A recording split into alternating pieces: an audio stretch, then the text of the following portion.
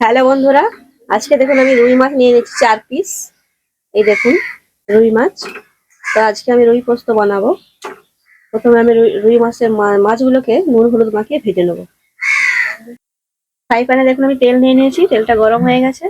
এইবার আমি লবণ হলুদ দিয়ে মেখে রাখা মাছগুলো ভেজে নেবো।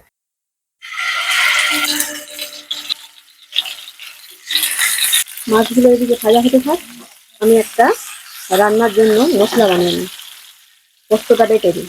দেখুন মাছটা ভাজা হচ্ছে, আমরা তখন এই একটা টমেটো পেস্ট করে নেবো। আর এইখানে আমি নিয়েছি পোস্ত আর সর্ষে। মাছগুলো দেখুন এক পিস ভাজা হয়ে গেছে, না উল্টে নেবো।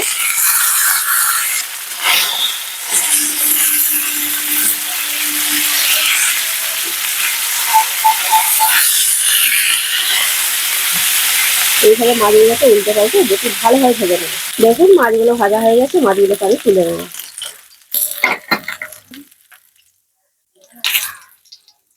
ওই ফ্রাই প্যানে আর একটু সামান্য তেল দিয়ে গোটা জিরে ফোড়ন দিয়ে দেবো। জিরেগুলো একটু লাল লাল করে ভেজে নেবো। এইবারে দিয়ে দেবো পেঁয়াজ কুচি।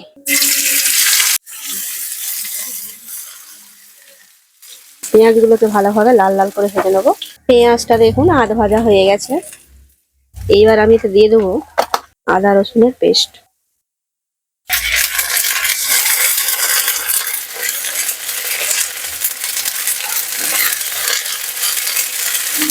আদা রসুন ভালোভাবে ভাজা হয়ে গেছে। এইবারে আমি দিয়ে দেবো টমেটো পেস্ট।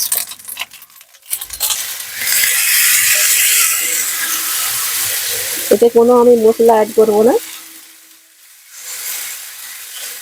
এইবার আমি দিয়ে দেবো স্বাদ মতো লবণ।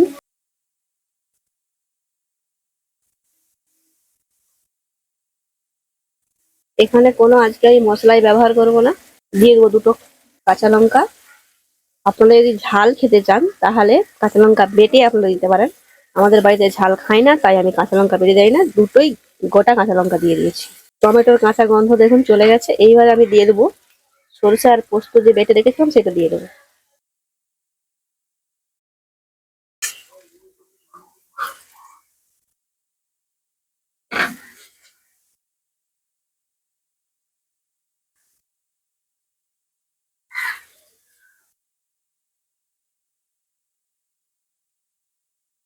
মিনিট 2-3 ভালোভাবে কষিয়ে নিয়েছি। দেখুন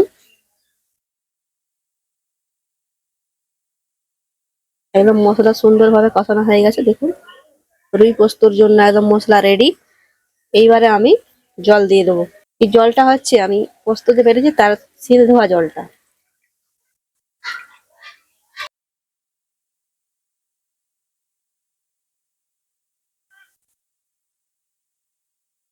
বেশি গ্রেভি করব না, তাই কম পরিমাণেই জলটা দিলাম। এইবার আমি ঢাকনা দিয়ে ঢেকে দিলাম ঝোলটা ফুটে ওঠা অবধি। ঝোলটা দেখুন সুন্দরভাবে ফুটে গেছে। এবার আমি দিয়ে দেবো ভেজে রাখা মাছগুলো।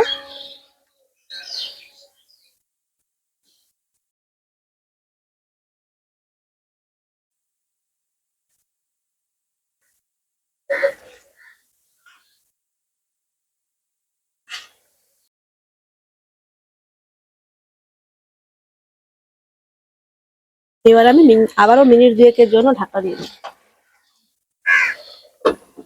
মিনিট 2 পরে দেখুন আবার ঢাকনাটা খুলে নিলাম। একটু লবণটা দেখে নিতে হবে। লবণ একদম ঠিক আছে। আজকের আমাদের রুই পোস্ত রেডি।